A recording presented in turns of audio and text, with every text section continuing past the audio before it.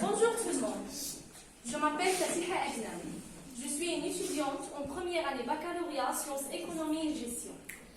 Alors, nous sommes ici, à cet espace, appelé école. Cette dernière est un établissement fondé par la société pour éduquer, former et sensibiliser les membres de la nouvelle génération. Dans chaque année, il y a une période où les élèves entament une nouvelle année scolaire et reprennent les cours à l'école. Cette période, appelée la rentrée scolaire. Alors, comment on peut avoir une bonne rentrée scolaire? Premièrement, donc il y a plusieurs manières pour cela. Premièrement, les préparatifs faits par les parents n'est pas suffisante pour l'élève. Il doit avoir des préparations émotionnelles, psychologiques et sociales aussi. C'est-à-dire qu'on doit motiver l'élève. Deuxièmement, les parents jouent un rôle important et essentiel dans l'obtention d'une bonne rentrée scolaire, en éduquant leurs enfants à respecter les professeurs et aussi les autres camarades. Troisièmement, les enseignants ont un rôle essentiel à jouer dans la création d'une atmosphère appropriée pour les élèves. Et ils devraient donner à chacun la possibilité d'exprimer ses opinions, car l'école est une usine pour les femmes et les hommes pour un meilleur avenir. Toutes ces idées nécessitent d'avoir une école citoyenne et inclusive. Et pour avoir cette dernière, on doit, premièrement, continuer la recherche de développer la politique éducative. Aussi, on doit créer des conditions éducatives qui renforcent le sentiment de la sécurité, la confiance et aussi d'ouverture. Bref, pour avoir une bonne rentrée scolaire, on doit avoir une école inclusive et citoyenne, car cette dernière est un projet basique et nécessaire qui aide à la qualification de la nouvelle génération. Et aussi, l'élève doit terminer ses études malgré les circonstances et malgré les problèmes et aussi les difficultés. Comme Ford a dit, comme tout semble être contre vous, souvenez-vous que l'avion décolle face au vent et non pas avec lui. Merci. Bonsoir à tous, j'espère que vous allez bien. Je vous présente. Je m'appelle Iman Miskini et je suis étudiante de première année, baccalauréat, sciences, économie et gestion. Comme vous savez, aujourd'hui nous sommes réunis ici pour parler d'un sujet qui nous intéresse tous, c'est-à-dire comme des élèves, comme des profs et aussi comme des citoyens. Le titre de mon exposé est « La mise en place d'une école citoyenne et inclusive ». Alors, sous le haut patronage de Sa Majesté, le ministre de l'Éducation nationale a relancé le thème de l'école citoyenne. Qu'est-ce que le ministre a-t-il préparé pour le succès de ce projet? Cet objectif se résumera-t-il simplement à un slogan accroché à l'entrée des écoles? Chaque enfant qu'on éduque est un homme qu'on gagne. 90 délinquants sur 100 ne sont jamais passés par l'école. Ne savent pas lire un signe de croix. On comprend avec Victor Hugo que l'éducation, c'est-à-dire l'école, a un grand rôle de la formation de l'enfant, citoyen de demain. Aussi, au lieu de bâtir des dizaines de prisons, judicieux serait-il de construire une école, car celle-ci est à la base de toute société et le tremplin pour toute génération. Là où se dresse l'école, le crime, la malhonnêteté, l'ignorance reculent. Oui, je sais que la mise en place d'une école citoyenne et inclusive n'est pas tâche facile, puisque le succès de ce projet a besoin d'éducateurs actifs aptes à le traduire sur le terrain pour la reconstruction d'une école renouvelée, l'école de la justice, de l'équité et l'égalité des chances. Mais cela ne peut se faire sans une négociation et la consultation raisonnée avec les élèves qui sont la cible et le sujet de tout système éducatif efficace. Je voudrais laisser mon dernier mot à Victor Hugo, qui a dit « Marchez la langue aux petits enfants en main pour qu'ils puissent vous suivre. » Et je vous remercie pour votre attention.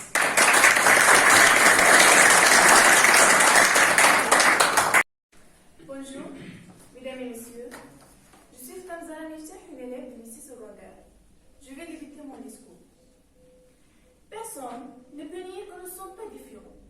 Tout différent, c'est qu'on n'est pas pareil quand on ne se ressemble pas physiquement. On est tous différents sur les habits. On ne porte pas les mêmes habits. On est tous différents sur les difficultés spécifiques à l'école. Dans ce cadre, l'école est un espace important. D'une part, l'école est un lieu d'apprentissage pour les jeunes. Et d'autre part, elle est un espace ou un moyen de sociabilité de l'enfant. Bien sûr, c'est la nature d'être humain dans le sens où il se construit par sa relation avec les autres. Or, dans cette perspective, certains élèves refusent de continuer leurs études et d'autres qui espèrent énormément rejoindre les bancs d'école.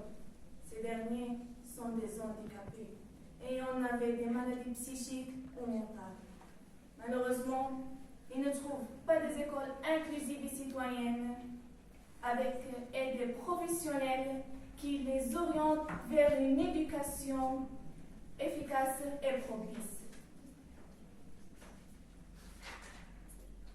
Aujourd'hui, environ de 80% des écoles inclusives et citoyennes se situent juste dans les grandes villes. Par contre, 2% des citoyennes écoles se trouvent dans les petites villes. Mais la possibilité de les rejoindre reste très difficile car le paiement est très cher. Et finalement, la plupart des enfants en situation de handicap restent sans enseignement. J'ai un peu de connaissance des élèves handicapés et autistes qui sont désespérés de voir les autres sans manque d'eux. Ils sont tristes car la plupart des écoles ne l'acceptent plus. Ils veulent être amis. On est tous pareils, sauf qu'on n'a pas les mêmes problèmes, les mêmes difficultés, les mêmes comportements, le même esprit. Ils veulent montrer aux gens qu'ils peuvent mettre quoi qu'ils ont comme maladie. Ils peuvent rendre dans n'importe quelle école et rendre libre. Pourquoi ne pas s'intéresser à eux? Parce qu'ils sont différents de nous? Parce qu'ils sont très intelligents que nous? Personne ne doute que plusieurs enfants en situation handicapée ont réussi dans leur vie. Personne ne peut nier que ce côté n'était pas un handicapé. On constate, de ce qui précède, que être un handicapé, ce n'est pas un problème. Souffrir d'une maladie psychique ou mentale, ce n'est pas la fin du monde. Et pour les élèves qui refusent de continuer leurs études car ils s'ennuient pendant la séance, on doit les offrir des outils et des moyens qui vont simplifier l'éducation. En bref, on doit forcément les aider et les prendre à de bonnes écoles inclusives et citoyennes qui offrent un climat d'éduquer et d'étudier. Tout le monde pour une école inclusive et citoyenne. Merci beaucoup.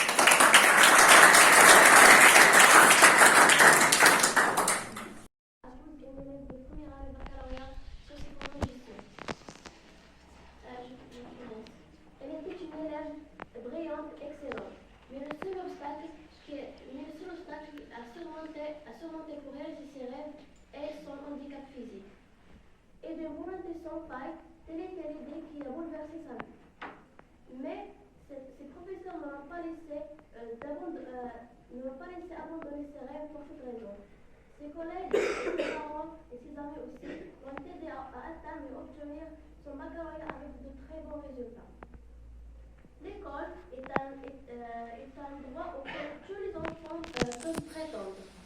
D'abord, pour l'égalité des droits et des chances, la participation et la citoyenneté des personnes handicapées affermit le droit pour chacun à une scolarisation au milieu ordinaire, au plus près de son entourage, à un parcours scolaire continu et adapté. L'école inclusive est un système basé sur l'éducation. L'éducation des enfants dans des situations particulières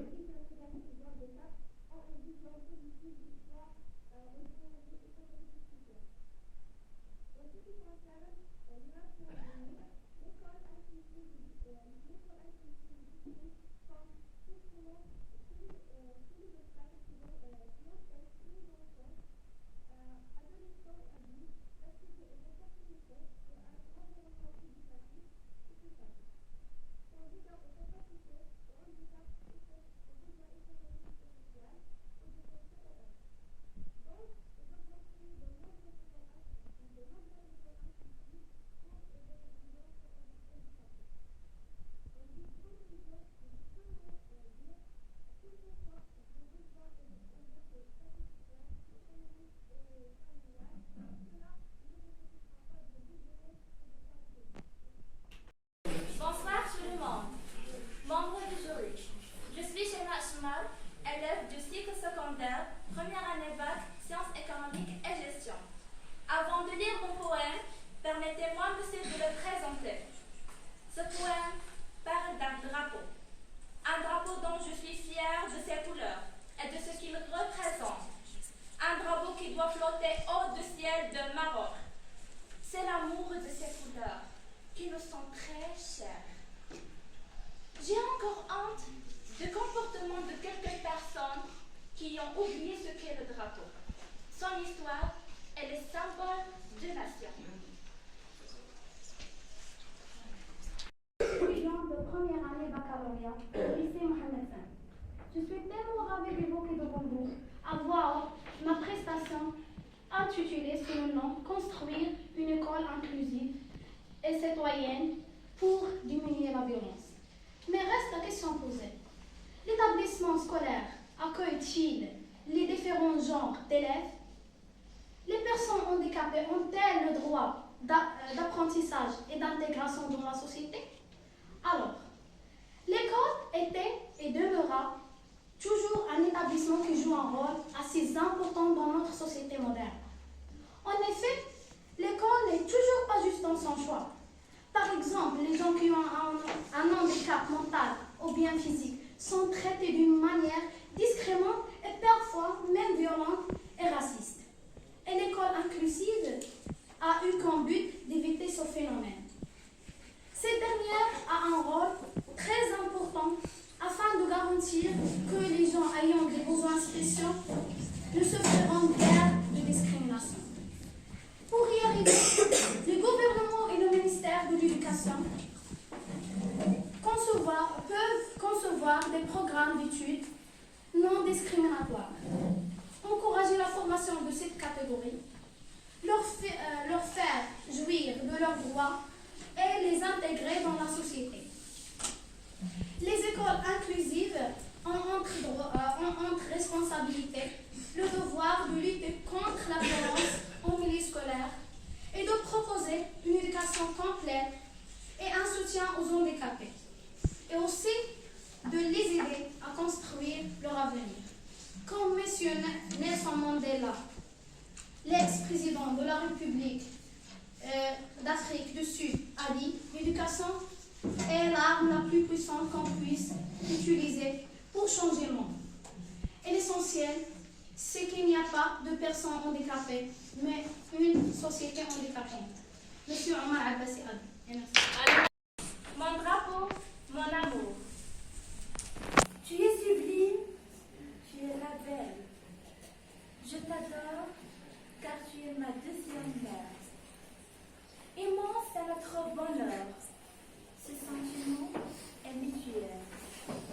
Tu contiens le désert, le montagne et aussi la mer.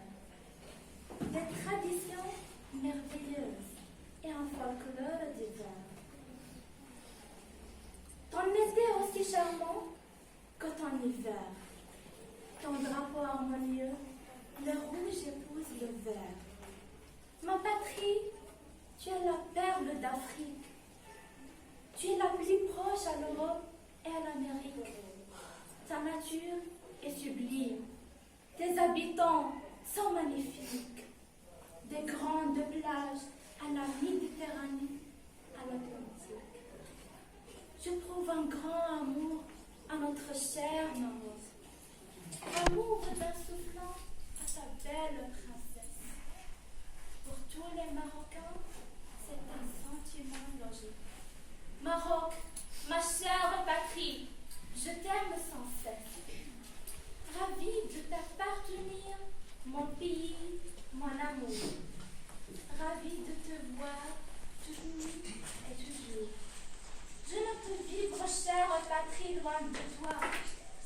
voir toujours.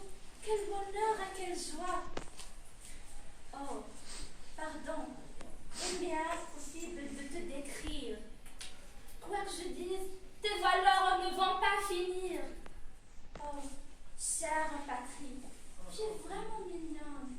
Et jeune fiancée, empruntant comme un enfant. Son climat et sa nature sont des merveilles. Il est charmant en décembre comme en mai. À Laayoune, à Agadir, Meknès ou Tanger.